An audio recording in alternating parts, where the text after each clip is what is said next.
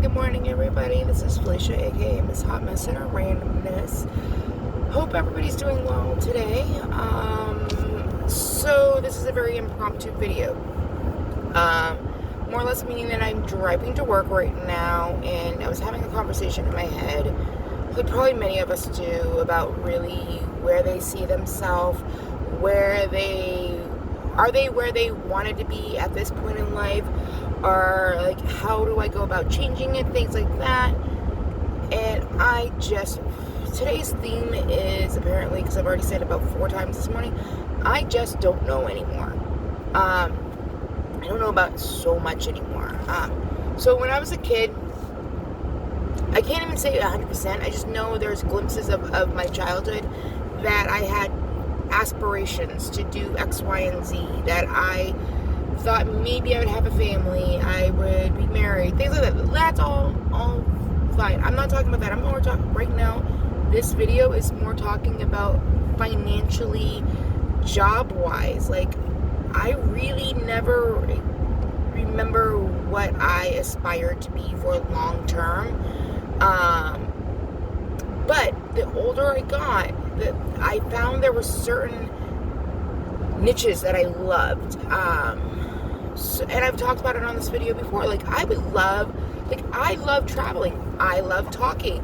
I love talking to other human beings. I would love traveling and reporting about where I'm traveling and giving you guys like feedback and things like that.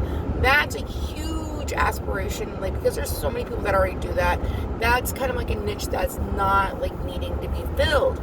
But the thing that I really do feel like there's a very small amount of people in the world that actually that fill this void is very small. Real, honest salespeople, which is kind of like a there's a word I'm looking for, oxymoron. Because most people who know salespeople are usually liars, cheats, swindlers, like looking to make the best, like buck off you, things like that.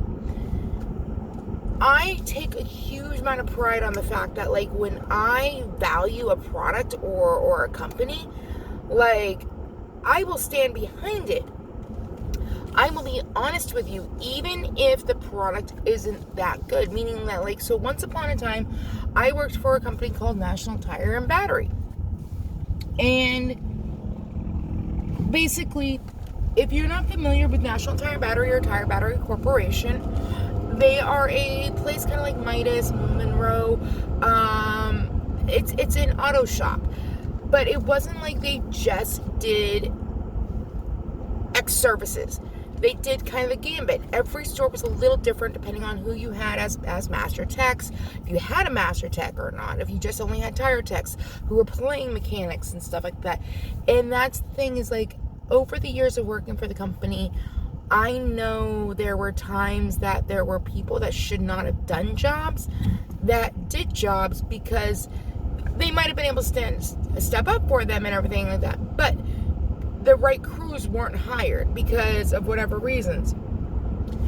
And there were times that, like, I had, honestly, people be like, oh, this person needs a brake job. Mind you, this is what the niche usually used to be. It'd be an older couple, about 70 or older, with like a little Toyota Corolla or some type of vehicle like that, who basically were being recommended by the mechanic or the tire tech or whatever to buy brakes. Like, this is always the go-to, is that if you see an older couple, it's more or less like sell them the brakes because it's a safety situation. So you hear safety, like, it's salespeople are like, if they hear safety, they will buy because of whatever. And they're kind of right. Like, sadly to say, like, people will, like, if you throw out the word safety, that is a trigger for people that they're more willing to drop a ton of money that's unnecessary for something. Because a lot of times, like, I'd walk myself out of sales, and like, that's not like what a manager or a district manager wants to hear. But like, I gotta go home and live with myself, and I take pride on the fact that, like, I'm gonna sell you stuff just like as if I am the customer. I want to be treated just like I'm treating you, and I have always done my best. Regardless of what job I'm in, I really always try to basically treat my customer as if I wanted to be treated. Kind of like that golden rule in the world. But so basically, like, there were times that I really did walk myself out of a sale. Yeah, I might have walked myself out of $100 like commission for the afternoon. But the way I've always looked at it is, I'd rather my customers spend like $60 here, $60 there on an oil change, a rotate, a balance, like like basically like maintenance service stuff. I'd rather have them like drop their money on that on a regular. So when the big casualties happen, they're willing to come back to me. And the thing is that I was that salesperson who also went out of the way to take care of warranties through other companies. Like when you go to the dealership, a lot of times, like, you get a dealership who's like, oh, by the way, buy this program, blah, da, da, da, this, like, warranty for your tires or your maintenance or whatever, and, like, you only can get it done here. Well, the fine print actually says as long as there's a master tech and you get an ASC-approved technician and you get, like, the write-up and you get an approval and they get the deposit, like, it can be done as long as you use all the approved parts and everything like that. So it doesn't directly have to be done at a dealership. And I would look at the fine print for you. I would do the legwork for you. Like, I would come back and be like, Mr. and Mrs. Jane Smith, guess what? Your CV axle is leaking, but guess what? Like, under that warranty that you bought through the car, you only need to pay $100 today, and we can actually get it done today. So, would you like us to do it? 9 times out of 10, they would say yes. Like, the 10 out of 10 reason why they would say no, or that, like, 1 out of 10 time they would say no, is because of scheduling, or they just, like, they weren't sure, or they wanted to verify, which is fine. Human nature has doubt. And, but, like, I honestly miss taking pride in something that, like, I'm selling. I miss enjoying showing up to work. Like, the theme of today has been, like, I'm showing up to work to survive and to live. Like, that's the sad part. Like, right now at the company that I'm working for, I'm just venting right now at this point because I doubt anything's going to come from this. This is just me venting. I worked at this company for 2 years and 1 month prior. About 10 years ago when I first got sober. Actually, today is my 10-year anniversary of being clean and sober. So, yay me, yay, whatever. Like, I should be more, we'll do a video on that. Like, I'm literally pulling into the parking lot at work. But, so, basically, with the fact of, work and stuff like that, I'm busting my ass 43 hours minimally right now. I've had to tell them I need to work 43 hours if I stay at this location because it's in New Hampshire. I live in Massachusetts. The Massachusetts location would pay $13 minimally. I put out that thought of being like, these are kind of the options. I need $2 more an hour. I need more hours. I need a transfer to keep my health insurance. How many people out there are you hearing saying that they actually want to work more, pay more for a good health insurance? Most people right now, this is what I'm hearing more than verifying, is that more people want to ride the free ride right now. I just want to make sure my health and my diabetes is on point and that, like, I'm not dying and that, like, basically, like, I'm under control. Like, for 3 years, I've been under good health insurance, that everything was covered for the most part. Yeah, I had to go through hoops every now and then for a prior authorization, but the bull of having to, like, basically do another prior authorization because of X, Y, and Z, because now I don't make enough, all this stuff. I'm like, dude, I was literally I was surviving by paying what I needed for health insurance and maybe not paying another bill. I was willing to do that. And now it's the whole shenanigans. So I had to tell work, being like, so here's the deal. What did work do? Instead of transferring me to a state, the next state over, which is 10 minutes away, or giving me $2 more, because again, mind you, I'm getting paid what a brand new employee is being made at this location for a new hire, a 1 year, like a brand new, like first day thing.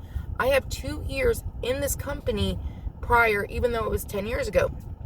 And they're like, no, you're making adequate to what you were making back then. Yeah, that was 10 years ago. I was making like $9, $11.50. Yeah, like actually still not, just to be honest.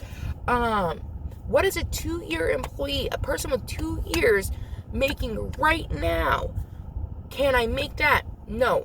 Thought process, because I'm a female. If it was a guy that asked, it would have been totally okay. This is me venting, because I have been fucking holding everything in. I'm grateful to have a job. I'm grateful to be working. I'm not like ungrateful for that. I'm just stressed the fuck out right now. So they're like, no, it's adequate. So we'll give you 43 hours. 43 hours on the book. I've worked for Walmart distribution before where I worked 12 and a half hours on a day. We only got a half-hour lunch, which I was okay with. A lot of people were okay with because it's unpaid. And here they're like, you have to take an hour unpaid lunch when you work 11 hours. I'm like, I don't want an unpaid hour lunch. I could go home. I could do things. I don't want to be in the building for 12 hours. Like, I'd rather be paid for the time I'm here and be working and no, like, so it's just, like, there's no common theme. Frustration. I'm tired of living at a job and not having a life outside so I can survive to live. That's the sad part. Like, that is the sad part. Like, if I was salary and I was working 40 to 50 hours, that'd be different. I signed on to that situation. Like, I'm making $11.50 right now, where in the state next to me, I could be making $13 minimally. And I just got a job offer for the United States Post Office for $18. And I want to keep at both because I'm also a freaking workaholic and I got issues and I fucking don't know. And basically, I'm a fucking clusterfuck hot mess. Again, the channel's name, Miss Hot Mess and her Randomness. There's no fucking rhyme or reason with me. So basically, if I take the United States Post Office job, I'll be working overnights, minimally 8 to 10 starting time, then basically to 6 to 10 in the morning. I don't even know. Trying to figure out the two schedules, working like ragged so I can stay afloat, maybe possibly one day travel. I can have it, insurance, benefits, all these things. I don't know. I just want to do a job I'm happy at and freaking like should be able to afford it, maybe buy a house and fucking like live normal. Like people are like, oh, the American dream. And there is no fucking American dream anymore. There's a fucking American nightmare at this point. Like, that's my fucking, like, we're fucking hustling to try to survive. No one, like, unless you win the fucking lottery. I'm bitching. I need to, like, vent a little bit more because in 19 minutes I gotta fucking clock in. And, yeah, my cat has definitely left some marks. So that's a whole nother subject. Okay, guys. There's 13 minutes of me venting. You know the drill. Like, subscribe, share, comment. How do you feel? Is your job the same way? Where do you live? How much is your minimum wage? Because in New Hampshire, apparently it's like $7.45. Massachusetts, it's like $12. I don't even know. Like, why the hell did I have reapplied here versus going to Massachusetts? Oh, because of loyalty, the fact I knew people, and the people I know for customers. So, yeah. Okay, guys. Talk to you later. Bye.